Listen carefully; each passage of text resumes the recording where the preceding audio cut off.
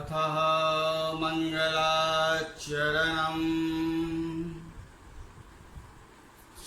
श्रीगणेशाय नमः। नामं रमानाथं भवानी सहितं भ्रमं सरस्वतीं गणाधीशं मातरं पितरं गुरुम्। प्रवक्ता आधार पुरुषस्य नामः डॉक्टर कृष्ण नारायण झा, सहायक प्राध्यापक जूठालाल संस्कृत महाविद्यालय मझोलिया, पश्चिमी चंपारण। कक्षा उपशास्त्री द्वितीय चरण खंड। निर्धारित पुस्तक का नाम हितोपदेश। हितोपदेश में शीर्षक गृध्र मार्जारः कथा।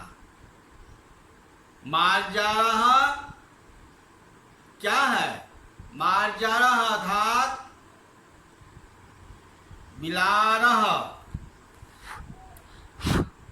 और गृध्र की कथा आज मैंने कहने जा रहा हूं।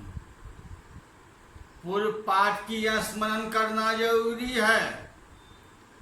पूर्व पाठ में मैंने मंगलाचरण, ग्रंथ प्रशंसा, विद्या प्रशंसा, कथामुखम, मृत लाभ प्रस्ताव आदि का व्याख्यान किए हैं।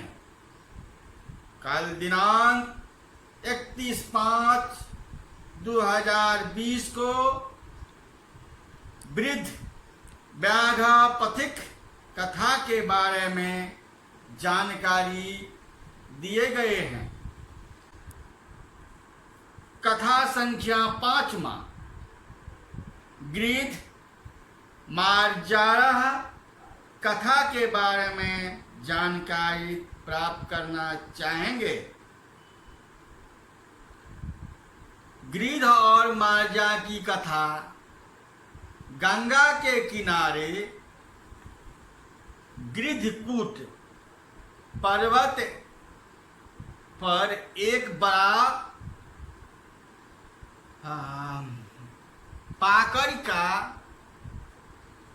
पाकड़ी का पेड़ है।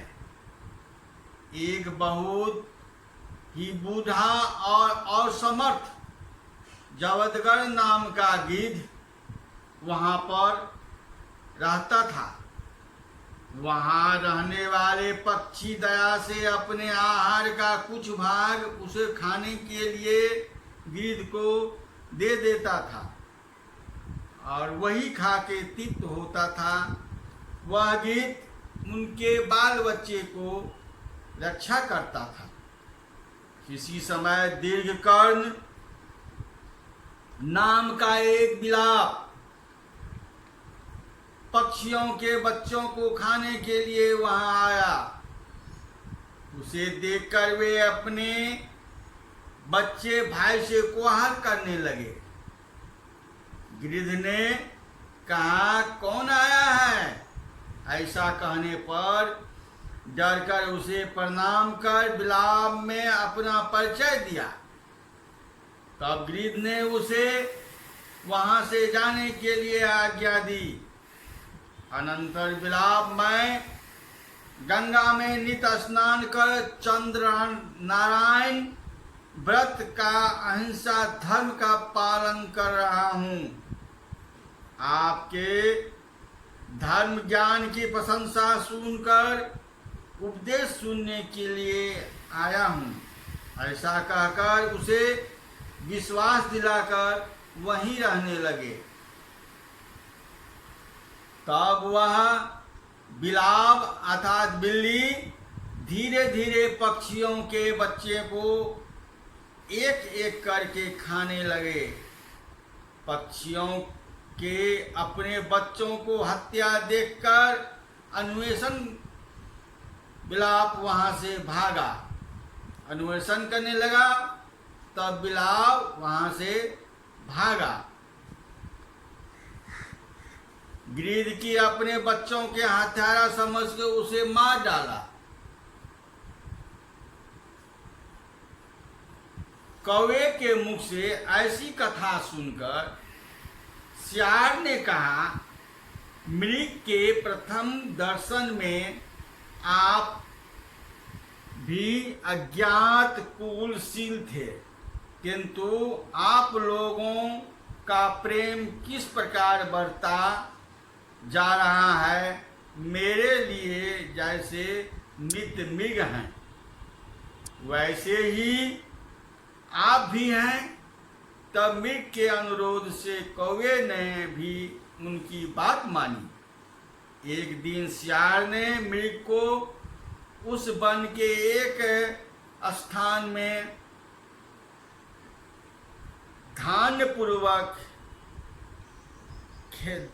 धन्यपूर्ण अर्थात धान की खेतों में दिखलाया गया मृग की प्रतिशत वहां जाकर चढ़ने लगा। एक दिन खेत के मालिक उसे पकड़ने के लिए अपना पास अर्थात जाल बिछाया। वह मृग पास में फंस गया।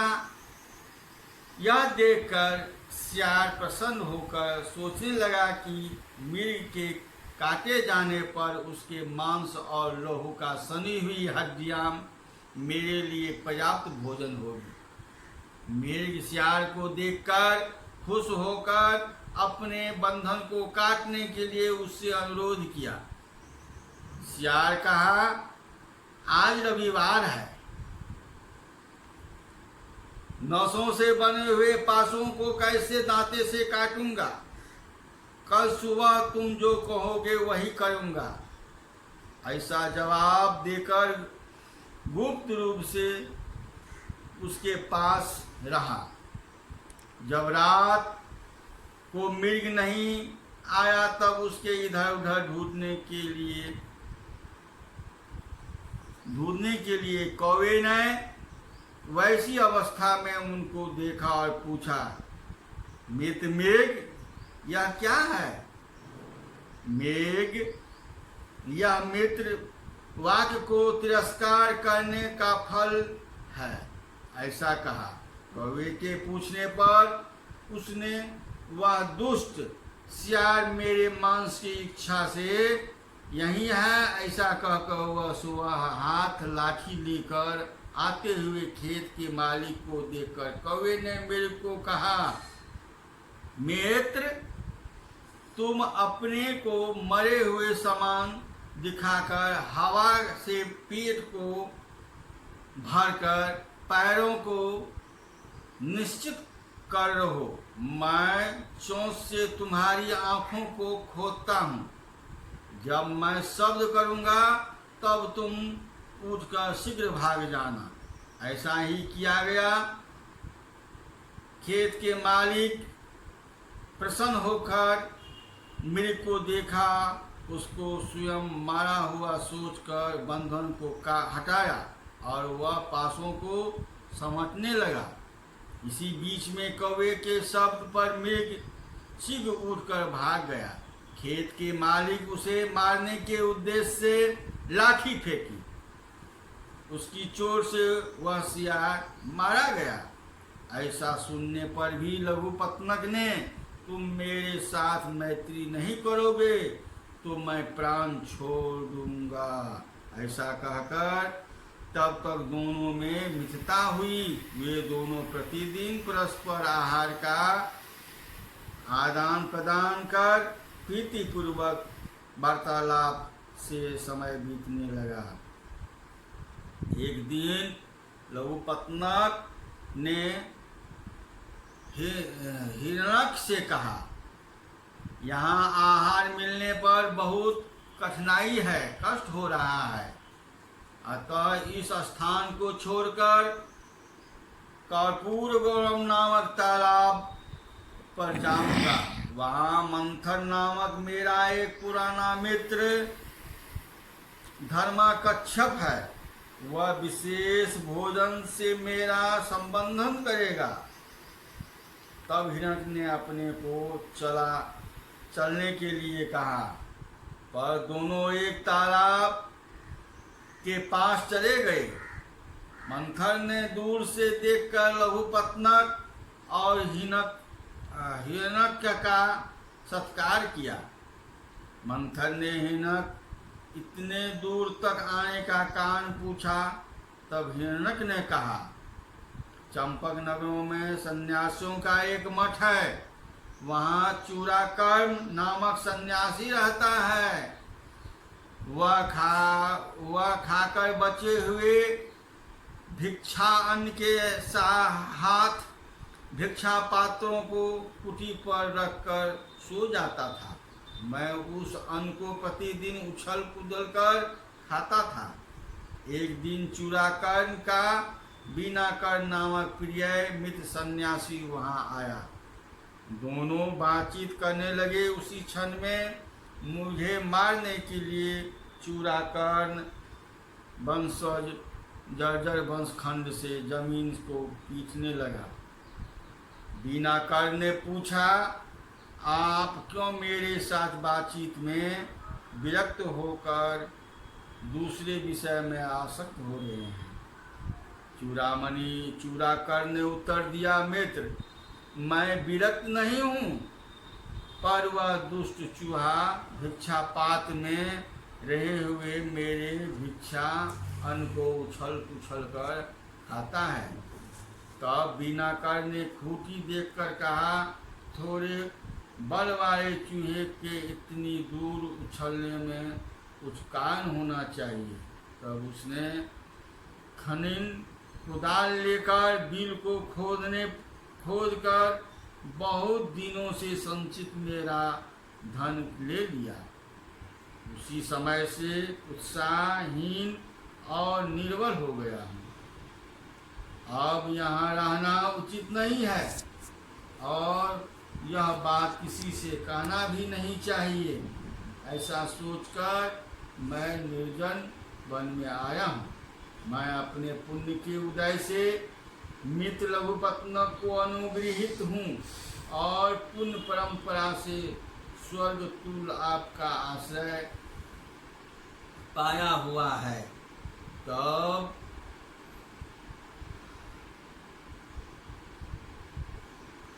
मंथर ने कहा, तुमने ज्यादा संचय किया, यह इसी का दोष है। संचय नित्य करना चाहिए पर ज्यादा नहीं करना चाहिए। ज्यादा संचय करने वाले श्याल धनुष से मारा गया। तब तक दोनों के अनुरोध से मंथर कथा कहता है। संचय से श्रृंगार की कथा अब आरंभ होती है। ये कथा का सारांश है। अब हितोपदेश नामक पुस्तक, जिसका नारायण पंडित हैं, रचयिता हैं, इनके लिखे हुए गिद्धमार्जय कथा की कारिका पर अब हम चलते हैं और प्रथम हम कारिका पढ़ेंगे, उसकी व्याख्या करेंगे और उसके अर्थ करेंगे। यह गद्य है, गद्य पद दोनों यह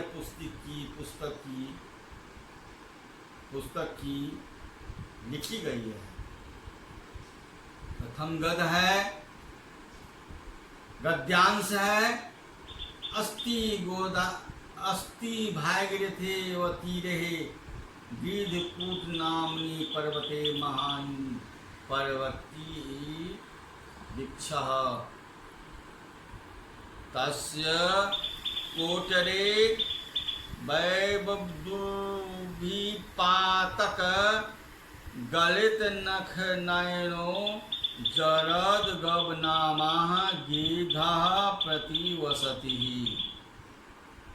अथ कृपया तर्जनी बनाय तद्वृक्षवसिनः पक्षिणः स्वा आहारात् किंचित किंचित बुद्धतस्य तस्मै वदति तेनासो जीवति तेषां शाश्वतरक्षां न करोति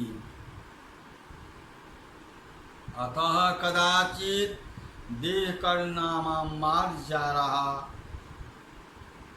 पक्षी वसार्कान् भक्ष्यतुः तत्रागतः ततस्तत्मायन्तं दृष्ट्वा पक्षी शाश्वतस्य भर्तारेः कोलाहलः कृतः तच्छ्रुत्वा जगद्वरेण गवेन उक्तं को अयं मायते दीर्घकर्णो गृध्रम् आलोक्य समावाह हा हतोऽस्मिन् यतोऽयं वाह व्यापारेषु स्थितिः अयं गद्यांशः हितोपदेशः नारायण पंडितः उद्धितो अस्तिः भागीरथी तीरे गंगा तटे भागीरथी नामः गृध्र कूटानिम्रम दीर्घ कूट नाम के पर्वतशीले अर्थात महानः अर्थात विशालः परकटिवृक्षः पल्लवतरुः तस्य पर्वतवृक्षस्य खोटरे निष्कुहे देव दुविपाकात् अर्थात भाग्य दुष्परिमाण माता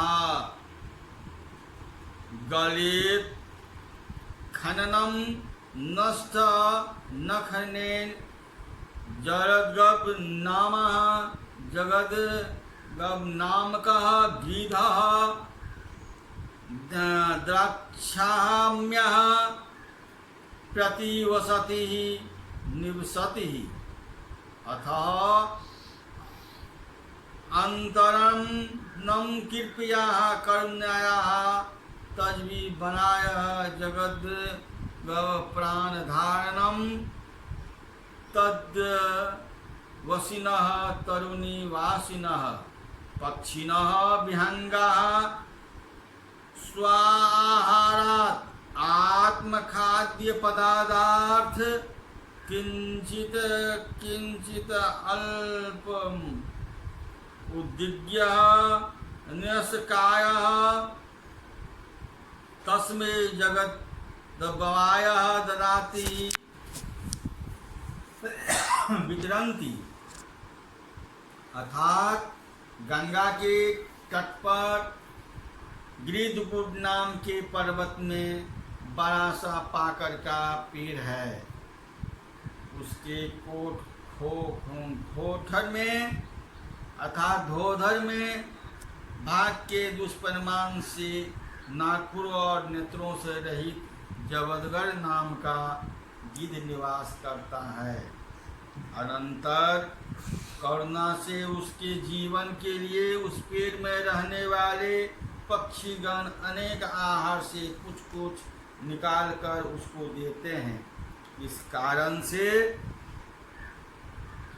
वह जीता है और वह पक्षियों के बच्चों की रक्षा भी करता है।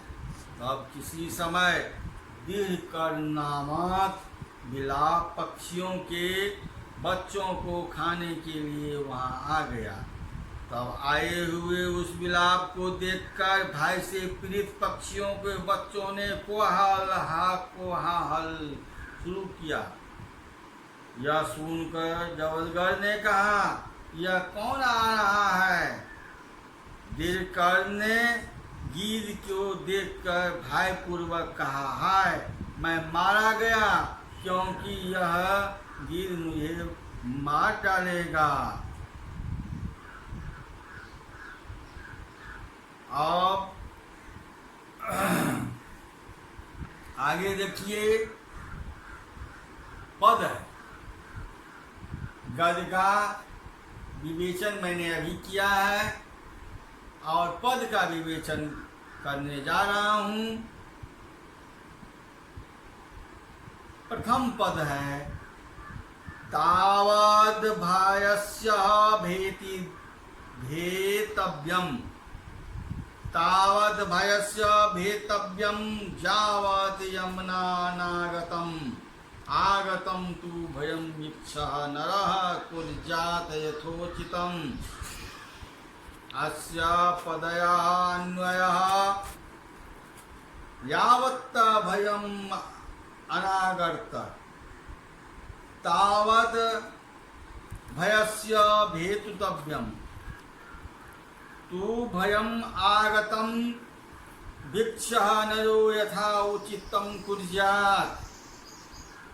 अस्य पदस्य व्याख्यायाः यावत्तः यत् कालापर्यन्तं भयं साधवम् अर्थातः अनागतम् अनावातम् अस्ति शेषः तावत्तः तत्कालपर्यन्तं भयस्य अर्थात भययुक्त, भयात पंचमी अर्थ में षष्ठी हुई है, अथवा भय विषय इति शेषः भेतव्यम, भयंकर भयं कर्तव्यम, तो अर्थात परंतु भयं साधव समम आगतम आयांतम वीक्षम दिष्टः नरः अर्थात जनः यथोचितम यथा योग्यम भय निवारणार्थ में शेषः कुर्यातः विधीतः। अर्थात कहने का तात्पर्य है, इस पद का हिंदी रूपांतर अनुवाद है, जब तक भय नहीं आया है तब तक उसे मार डालना चाहिए। जब तक भय नहीं आया है तब तक उससे से डरना चाहिए, परंतु भय को आया हुआ देखकर पुरुष को हटाने के लिए उचित कार्य करें।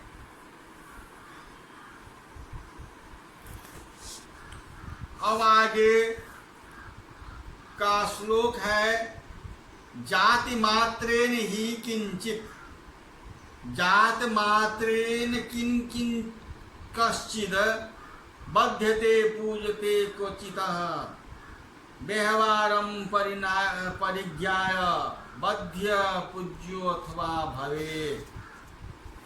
जाति मात्रेन किं किश्चिद बध्यते पूज्यते क्वचितः व्यवहारं परिज्ञाय बध्यः पूज्यो अथवा भवेत्।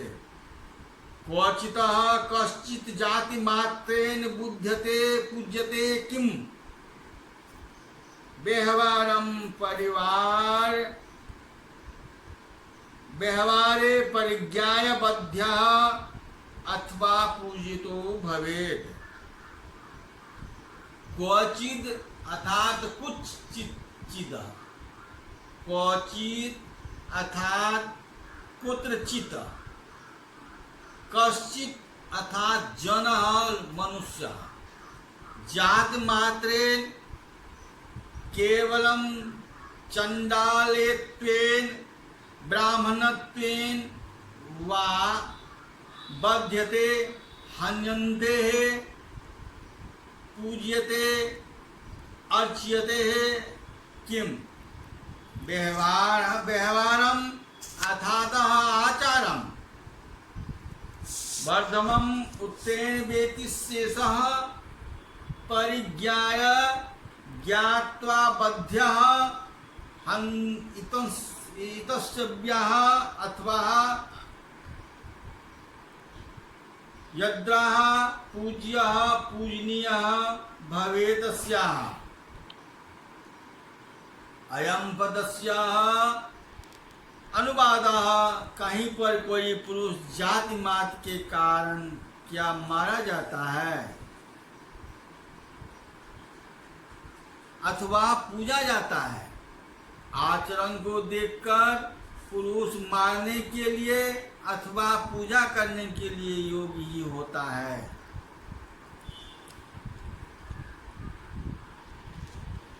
अराव्यपूचितं कार्यम् अतिथ्यं गृहमागते अवेतु पार्श्वगतां छायां नोपसंहते द्रुमः। अहम् आगते अरो वापि उचितम् आतिथं कार्यं द्रुतं छेदुः पाशगतां छायां न उपसंहते। अस्य श्लोकस्य व्याख्यायाः गृहम् अर्थातः गेयम् आगते अर्थात आयाते अरोह अपि शस्त्रो अपि उचितं योग्यम् अतिथव्यम् अतिथि सत्कारः कार्यं कर्तव्यं यत् द्रुमः वृक्षः छेदुः छेदनं कर्तु अपि पार्श्वगतां निकट प्राप्तां छायां अनातपं न उपसंहन्ते न परित्यजति। अर्थात कहने का है, इस श्लोक का हिंदी अनुवाद सुना जाए। घर में आए हुए शत्रु का भी योग अतिथि सत्कार करना चाहिए। यदि कोई दुश्मन आपके घर में आए तो उसका भी अतिथि सत्कार के रूप में करना चाहिए। जैसे पेड़ काटने वाले समीप में गई हुई छाया नहीं हटता है, यदि जैसे किसी पेड़ को आप यदि काटते हैं समीप में हैं तो उसकी छाया नहीं हटती है, छाया वर्तमान में रहता ही है। यदि धनम नास्ति तदा सुपीते नापि वत्सा तावत् तिथि पूज्येव। अर्थात अथवा धन न हो तो पर भी पीत के वचन से, अपने बोली के वचन से अतिथि का सत्कार ही करना चाहिए। तिनानि मनुरुक्तं वाकः चतुर्थी च सुनीतः एताद्यनपि सत्तां गृहे नोच्छिद्यन्ते कदाचन। तृणानि त्रीन् रचितानि आसन्नदीनि भूमिः उपवेशनः अत्र स्थानवः।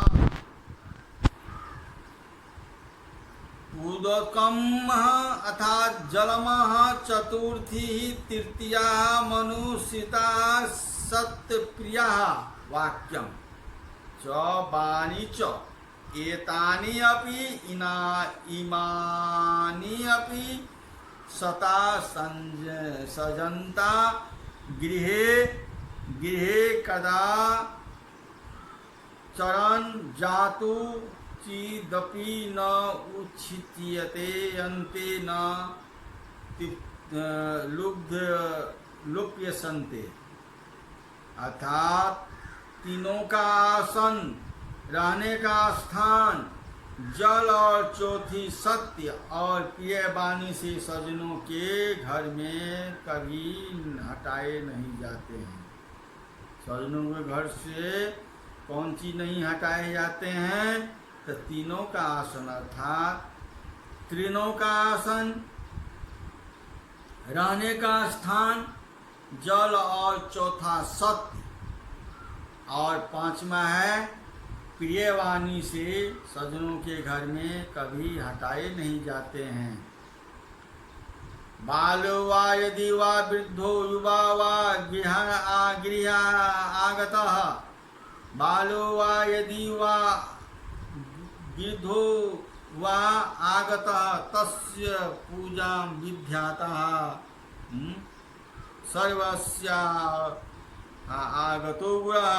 बालो वा यदि वा वृद्धो वा युवा गृहम् आगतः तस्य पूजां विदितव्यः आगतः सर्वं कुरु। अर्थात बालो वा शिशुओ वा अथवा वृद्ध अस्थिरवीरः वा युवा तरुणः गृहम् आगतम आए हैं, आगतस्य प्रतिदे पूजा अर्चा विदितव्या कर्तव्या अथ आभ्यागत अतिथ सर्वस्य सकलस्य गृहस्थस्व गुरु पूजनीय है। बालक, बूढ़ा अथवा युवा ऐसा घर में आया हो तो अतिथि हो तो उनकी पूजा करनी चाहिए, क्योंकि अतिथि सबका पूजनीय होता है। इति संपूर्णम समाप्तम।